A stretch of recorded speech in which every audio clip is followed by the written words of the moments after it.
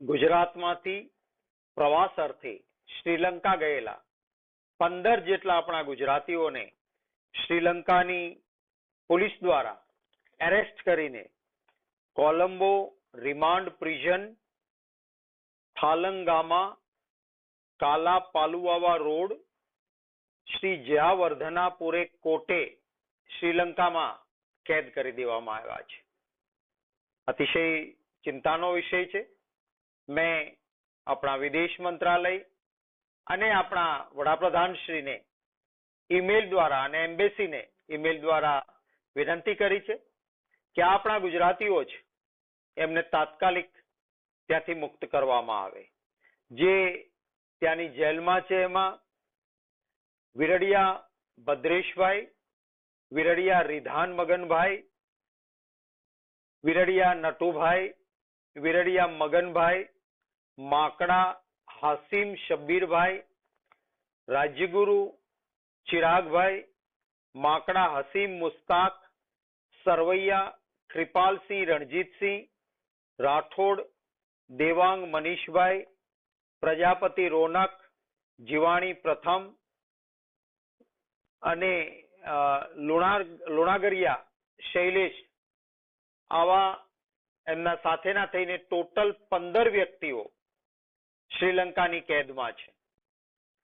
વિદેશ મંત્રાલયનું કામ, એમ્બેસીનું કામ એ આપણા નાગરિકોની વિદેશમાં પૂરી સુરક્ષા એ પ્રથમ ક્રમનું હોવું જોઈએ. મને ગઈકાલે પણ કેટલાક બાલાસિનોરથી ભાઈઓ આવ્યા હતા. એમણે કહ્યું કે રોજગાર આપીશું, મજદૂરી મળી જશે, કામ મળી જશે, તમને નોકરી મળી જશે એમ કહીને વોટ્સએપ કોલ પર લાલચ આપીને કેટલાક ભાઈઓને થાઈલેન્ડ બોલાવ્યા અને થાઈલેન્ડથી સીધા હાઈજેક કરીને મ્યાનમાર લઈ જવામાં આવ્યા છે અને સંપર્ક વિહોણા છે. આ અંગેની પૂરી વિગત પણ મેં વિદેશ મંત્રાલયને મોકલી છે. આવતા દિવસોમાં મોકો મળે પાર્લામેન્ટમાં પણ, સંસદમાં પણ હું આ મુદ્દો ઉઠાવીશ કે આપણા નાગરિકોની સુરક્ષા એ સરકાર માટે સર્વોપરી હોવી જોઈએ. એક જૈન દીકરી, માત્ર નાનું બાળક, સાવ નાનું, એને બેબી આર્યાને જર્મનીના ફોસ્ટર કેરમાં રાખી દેવામાં આવી છે. વારંવાર મેં રજૂઆતો કરી છે, હજી સુધી એને ન્યાય મળ્યો નથી.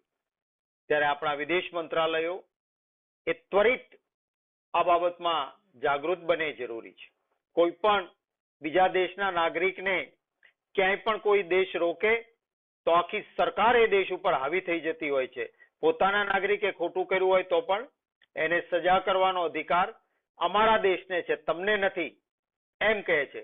જ્યારે આપણી સરકારની થોડી આ ઢીલી નીતિના કારણે વિદેશોમાં આપણા નાગરિકોને તકલીફ પડે એ વ્યાજબી નથી.